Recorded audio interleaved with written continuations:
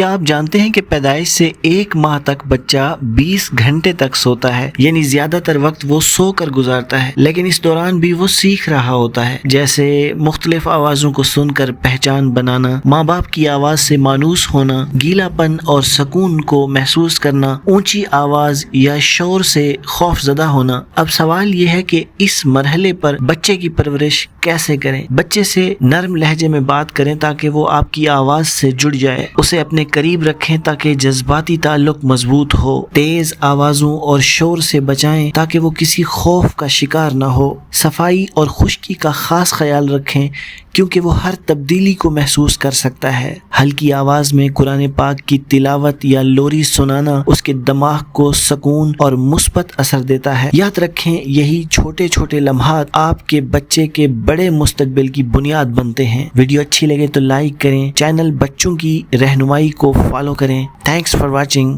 Stay tune.